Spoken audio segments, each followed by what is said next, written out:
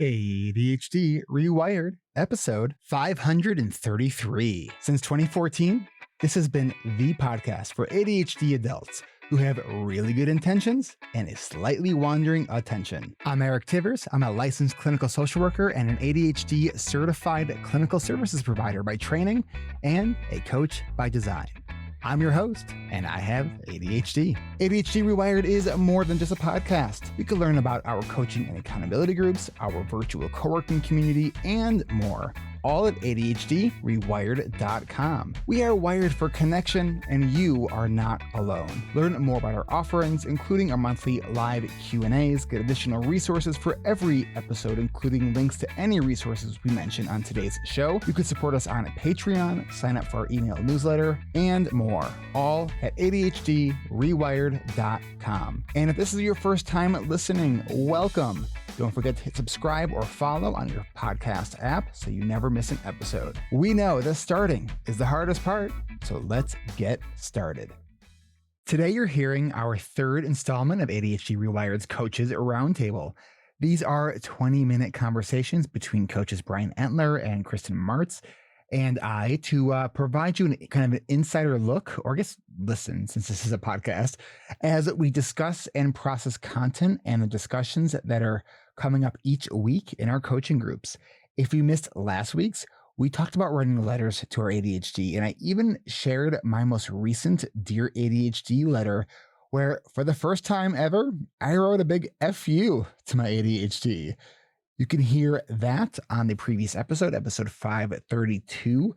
And don't worry, my ADHD and I are on good terms again. But before we dive into today's conversation, where we're going to explore the anatomy of a to-do list, we want to make sure that you know that our $999 early bird registration discount is back for our summer sessions, and registration is going on now.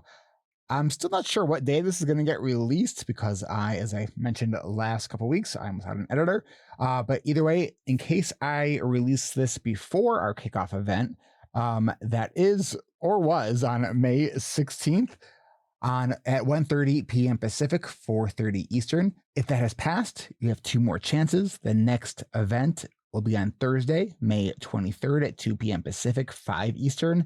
And your last chance to join us for only $9.99, no matter what section you join, will be on Monday, May 27th, which is Memorial Day in the US. And we're going to do that at 1 p.m. Pacific, 4 Eastern. I'll have more information about this at the end of today's conversation, or you can go now and get your name on the interest list at coachingrewired.com. If you are wanting to join us, especially if you want to lock in those early bird discounts, don't wait until the last minute to take action because there are a few pre-registration items that you'll need to take care of first. Again, learn more about it at the website. Go to coachingrewired.com. Again, that's coachingrewired.com. Okay, let's get into it. All right, welcome back to week, 3 of the Coaches Roundtable. All right, so last week we talked about writing letters to our ADHD and talking about that sort of relationship that we have with our ADHD and how important it is to address some of the emotional issues around our ADHD in order to really make sense of any of the planning and productivity type stuff. So this week in group, we are talking about to-do lists. So how has that been going so far in your sections, Kristen and Brian? Well, if I might point out, just to put this in the context of the structure of our group, we do talk a lot about the underlying emotional experience because that needs to be addressed. But this is also a productivity-based course where we have a lot of productivity tools where we take, tools that we're already familiar with, things like to-do lists, and reimagine them and re-engineer them to work better for ADHD brains. I always ask folks I stump all my coaching clients when I ask them at the beginning of a session, I'm like, okay, where did everyone learn how to use a to-do list? And no one ever has an answer to that question. The real answer is we've been mimicking how we see other people using them our whole lives, but those people are probably neurotypical. Why would we expect to have a tool that's designed by and for neurotypical people work the same way for us as it does for a neuroatypical person? So that's where we start from. So then we start picking it apart and looking at different ways to do it. And for the general structure of our course, we go through them, but we're not just coaching about productivity tools. Whenever we try to change a habit or behavior, something that's being reinforced, there's always going to be some kind of pushback, some defensiveness. We're contradicting people's defense mechanisms about this, and maybe some shame triggers. So other coaching things always come up around it. So we kind of do those two things at the same time. We coach around productivity tools, but we also coach about what comes up when we talk about the productivity tools. But to answer your question, it's been going great. We had a really great session today. I really like to do the to-do list thing because this is one of the first examples we get to bring people's real life data into coaching. I prompt them the week before, and I'm like, if you're already using a to-do list, bring them in. Let's look at the real examples and workshop with them. And then we also have a feature where in our accountability teams, which we rolled out last week also, we have people posting a daily top 3 as a simplified to-do list. And then this provides an opportunity to get some structure, but it also gives us an opportunity to group workshop how we're using that tool. So this actually turns into a really lively discussion, and as it did for me today. Kristen, how about for you? Yeah, I told them last night, this is one of my favorite sessions. um, and I want to add too, with our A-team rollout, which happened at the beginning of the week, we talked a lot about accountability too. So we kind of guide them with that ramp into how are we accountable to our to-do lists? And my group latched on to the question of, and maybe I did this on purpose, I'm not sure. We asked them, how old is your oldest item? And oh man, the vulnerability that came out, the shares, the shame that filled the room, that we ended up, exploring around, well, what can we do with this shame? And why is that shame there? And, does it have to be those things? And how is it helping you progress forward? So we kind of had a really nice, I don't know, a good 15 minute. I felt like I was pushing through the last stuff. But that's what group is all about. It's finding out, where is this group? Each session can feel different every season. And that's what's kind of magical about it. It just so happened there were a good handful of people who did share outwardly. And I'm sure I saw a lot of nodding heads too, for thinking of those things that, oh my God, I've got one that's 7 years old and I still have to do it. There's, or the outcome is horrendous kind of thing. So yeah, it was nice. It was a little different for me, my experience with to-do lists. Yeah.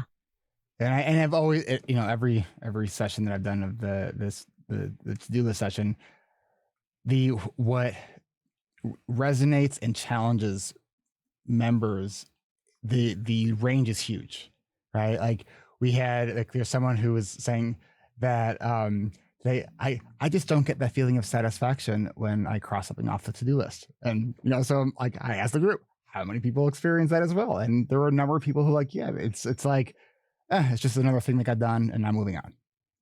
Right. Someone else who was like, oh, I don't like doing to-do lists. Like it's like, it feels like as soon as it's something that I write down to do, like I immediately just feel resistance towards it. Right. And it's like, okay, like these are all experiences that a lot of people have. And we've got other people who have these complex systems that have been working for them, and we always tell people to wherever you are, that's where we start. Right. And one of the tools that I created is this diagnostic assessment of your to-do list. And the point of it is to be able to identify where are those areas of the to-do list that may benefit from some additional focus, because everyone's going to have some different things on their to-do list that challenges them. But one of our big focuses on this exercise is about the language that we use. And I think it is something, it's sort of like this, borrowing from some of the work that I used to do in autism around like the hidden curriculum for like for social stuff. I feel like it's like the productivity version of that for ADHD. It's like the hidden curriculum. We talk about like common things we see on ADHDers to-do lists. Doctor, Well, what the hell does that mean? We knew it at the time we wrote it down, but it's been on our list for 3 years, so we have no idea what it actually means anymore, and maybe don't even realize that we don't know what it actually means anymore. Right? It could be from yesterday. You put doctor, and if you have more than one doctor, tomorrow you might not know what that means. Right. Good. Oh yeah, and like the way I like to frame it, I start with a couple examples of those doctor or one word things, and then I say, okay, what happens when you encounter that? How would you describe the mental process when you encounter that? And it's like, usually people stumble, they get confused by the question, but then they realize you have to expend mental energy to figure out what doctor means. And the more energy you have to expend just to get started, the less likely you are to activate on it. So then we start into strategies. How do we make this easier for us to interpret? How do we, instead of doctor is cryptic, how do we add specificity and context? Because that kind of makes it a lot easier for us to activate on it. Right. I have a funny share from last night around vision verbs. Okay. And have we introduced that concept yet? I don't think we did here. You said vision verbs a minute ago. Yep. Let me quickly define that. So, for people who have looked at productivity stuff, they often talk about, verb your to-do list or make them, action oriented. The problem with the idea of verbing our to-do list and just as a regular verb is things like look into is kind of a verb, and or talk to is a verb, but that doesn't actually tell you what needs to happen explicitly. And so we add this idea of a vision verb. So instead of look up or find out, which, and I can guarantee right now, if you looked at my to-do list, I probably have a look into or a find out on my own to-do list right now. But Google is a better vision verb because it gives you the exact context of where you need to be for that action to take place, right? Instead of the talk to, it's the call, text, email. Like, how is that discussion going to take place? All right. This is a beautiful lead in. I asked somebody to, if they had doctorate, what could you say differently? And one of my members says, contact the doctor. And I went, hey, Dr. Harris.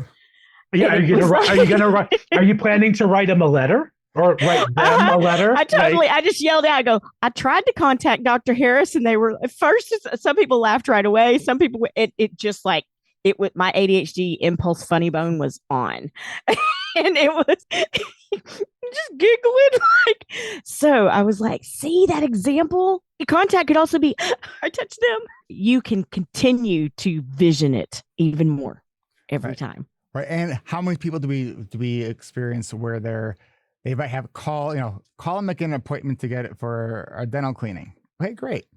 And then we find out that what they really need to do is they need to find a dentist. They don't actually have a dentist. Like, that is a completely different task than scheduling an appointment, right? And so, this idea of the anatomy of the to-do list looks at things like that. So we have these vision verbs. So really, like, what is that first action step? What is it really? Then we have some of the sort of contextual pieces. So like, what actually needs to take place? We talked a lot about the if this then that sort of framework within a to-do list.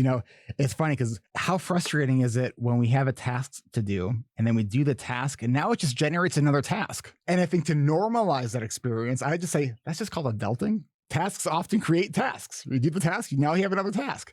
And so even as simple as like, whatever the task is, and part of what you write on the task is, once you've done this, then identify the next task. So you've already sort of scaffolded that next step for yourself. One of my great examples that I've just stuck with every time is, we talked about the shame that was coming up for people, and sometimes just the dread of doing things like we don't like making phone calls, being put on hold and all that. And maybe we don't like going to the dentist, and we finally got in the courage and we found a little pocket of time, and I'm going to call and make an appointment for then. And even if it's a month away, sometimes dentists are scheduling out 2 months. And you call and you go, okay, I'm excited. I want to make an appointment, and I want to look at this date on this afternoon. And the next thing you hear is, oh, I'm sorry, Dr. Harris doesn't see patients on Thursday afternoon. And you have nothing ready for the if this freeze, and that. Right? Freeze. Mm-hmm. And then let me call you back, and you're right back. Yeah, at square that's one. a bigger task than going, okay, let me shift. I've got some other options here. What else has come up for each of you on this? We also have the why, the importance of including the why. Oh yeah, I love a good why statement, and I work why statements. I don't just contain it to week 3. I put why statements into almost many different conversations. A why statement is something that gets us in touch with why it's important to us, which can prompt an emotional reaction, prompt emotional investment when maybe that connection isn't clear. ADHD folks, we often have a difficult time activating on tasks. It takes much more energy for us to do that than a typical person. So one way we can make it easier is to reduce the executive function needed, but also to boost the emotional investment by reminding ourselves why it's important. And that can get us back in there. I had a coaching client who had been struggling. She said one of her repeating to-do items on her list was schedule a veterinary appointment for her cats. And she just seemed to be forgetting about it over and over. And she had a shame issue about it. Felt terrible about it. And then, so we broke it down, the to-dos, how to schedule that. But then I said, why is this important to you? And she says, well, and she just did had never even contemplated why it's important. It's obvious, but it's in the background. But let's bring it out of the background to be like, well, it's obvious because I love my cats. And you know what? She came to the next week at the one thing, she checked in and she said, I totally scheduled those appointments. Oh, I love that. And Russell Barkley talks about the different EF sort of networks, and what this does is it identifies what he calls the hot network, where it connects to that emotional part of our brain and our amygdala, those emotional responses, to the prefrontal cortex. So it connects the why to the what. One of the challenges is with ADHD, and also one of the positive parts of ADHD, is when our why is super clear, watch out. Because it's hard to interfere when we have a clear why. We will get the thing done when we have passion behind what we are doing. What happens is we put something on our to-do list. In the moment, we maybe understand why it's important. And then we think we still remember why it's important a week or two later when we're looking at this task and not realizing we actually don't. So it's a form of scaffolding to include the why on your to-do list. And does it take a little bit longer to write this stuff out? Yep. But think about how long we sort of wrestle with things that are just sticking around on our to-do list. Or even worse, I know I've done this so many times, where I'll start working on a task that I've already done and I just forgot to cross it off. That brings up that metaphor I love, where Abe Lincoln had 4 hours to go chop down this tree. He spent 3 hours sharpening his axe. Think how smooth and easy that tree went down in just an hour. That's kind of, that really fits in with the to-do list to me, really activates me. And I just want to point out, the whole idea of engaging the why. We were talking at the beginning of this recording and the previous recording about the importance of addressing our underlying emotional needs that can stand in the way, that can obstruct our executive function. Here, we also address the reciprocal, how we can hack or engage with those emotional points to give us activation energy. So there's two sides of the coin there, of the equation there. Emotions can stand in our way our emotional baggage can stand in the way if we're not addressing it, but we can also use it and leverage it to our advantage. Absolutely. And that's sort of the idea. And, one of the things I tell people in group, because, almost every season people be like, this just seems like so many extra steps to have to do. And it's like, yeah. And think about what's the trade-off. And I always encourage people, right now we're in learner mode. Try these things out, experiment with it. And I tell people, once you really get the hang of this, you'll figure out what kinds of tasks are really beneficial to include all this other stuff in, and what kinds of tasks can you break all the rules and just put a noun down because you know exactly what it is that you need to do, right? Well, let's think about this a different way. You can spend time on the front end, or you can spend time that the emotions get more involved on the other end. You're still going to spend the same amount of time, and one of them kind of makes you feel bad.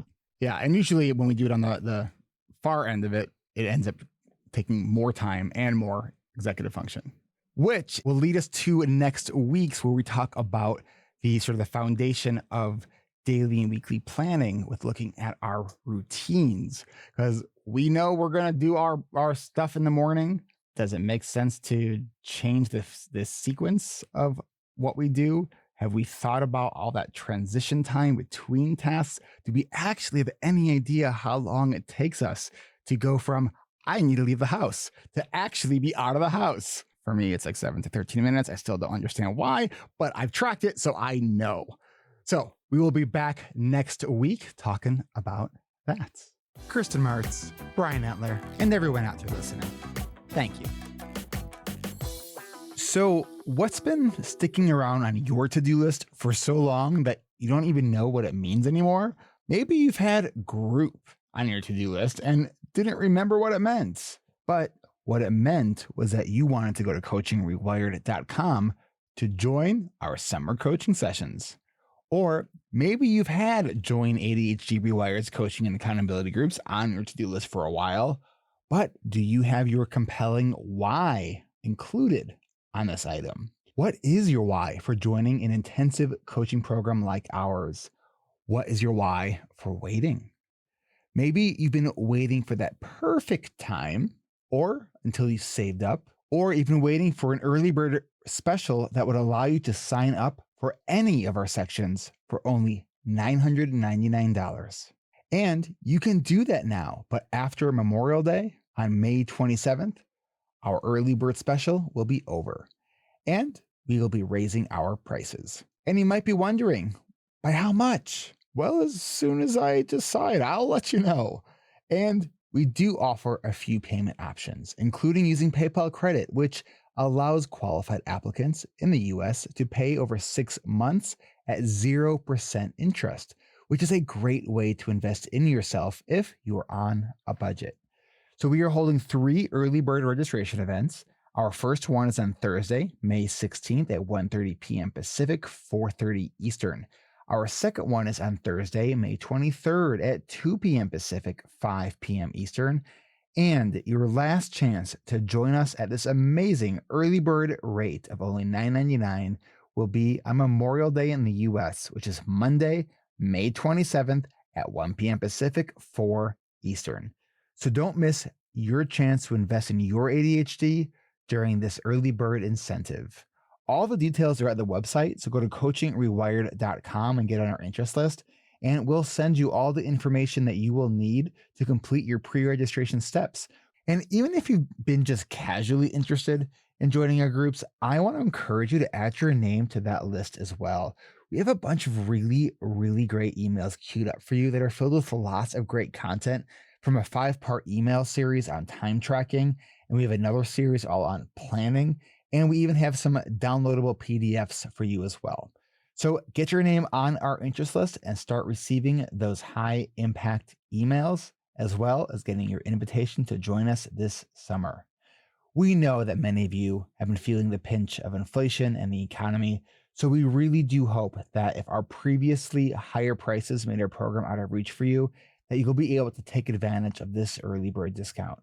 Summer sessions start July 11th and go through September 20th. Check the website for section days and times. We have morning, mid-afternoon, and evening sections available. All sections meet 3 days a week. Learn more and see schedule details at coachingrewired.com. And if you've been listening to ADHD Rewired for a while and you've gotten a lot of value out of this podcast, please consider becoming a patron by supporting our Patreon page at adhdrewired.com/Patreon. As I've shared in recent episodes, I recently went from 70 hours of paid administrative support to 0. So if you value this podcast, I want to ensure that we can continue to create content like this that comes out regularly. Your support on Patreon has never been more critical to our mission. Having a podcast editor for weekly episodes runs a little bit more than $500 a month on average. Your support can help me hire a new editor soon, and would be really helpful as I am trying to recalibrate some things here at ADHD Rewired so I can keep supporting the ADHD community in a sustainable way. Check out the perks, but I'm really asking you to show your financial support for this show if you are able to do so, and especially if you've been listening for a while and this show has been helpful for you. Even just a few bucks a month can be really helpful. And if you can't support us financially, there are other ways you can support us too. Have you reviewed ADHD Rewired on your podcast app yet? Please don't make me start begging for reviews. Or worse, I could write cheesy jingles that will get stuck in your head until you leave that review. Something like this. Drop a line, rate us high, help our podcast soar to the sky. Your feedback is gold. Let it be told on your favorite app. Don't be shy. Okay, that actually probably needs some work, but seriously, please leave a review. It really does help. And then tell your friends, your family, your therapist, your coworkers, and anyone else you come into contact with to share this podcast with them, including your in-person and online support groups. Oh, and hey, do you have some important work to do? You know, that stuff that's kind of boring, but still important. Do you want to co-work with other ADHDers? Join ADHD Rewired's virtual co-working community at adultstudyhall.com. It's only $19.99 a month, and it's free to try for the first week. And join me for my personal favorite Adult Study Hall session. It's the Pomodoro Dance Party on Friday, May 24th at 11 a.m. Pacific, 2 p.m. Eastern. We do this every fourth Friday of the month, and we'll be doing 2 50-minute focused work blocks. And after each work block, I'm going to be your dopamine dancing DJ as we dance for 10 minutes. That's 2 dance parties, 2 50-minute focused work sessions on Friday, May 24th, only at adultstudyhall.com. That's adultstudyhall.com. Lastly, if you've recently applied to join our Facebook community, right now I don't have the bandwidth to process your application, but I do hope in due time we'll be able to get those applications processed to get you in, so I do appreciate your patience. And I really just want you all to know how much I really do genuinely appreciate you. And I've been hearing from some of you, and some of you have been reaching out to me over email and on social media, just kind of offering your support and encouragement as you've been hearing our recent episodes, as I've been sharing with all of you that we've been kind of going through some hard times over here at ADHD Rewired. And I just want you to know that it really, really does mean a lot to me. So thank you for listening and for being just awesome members of the ADHD community, and for doing your part. So thank you so much, and we will be back with you hopefully next week. If not, it'll be soon after that. Thanks.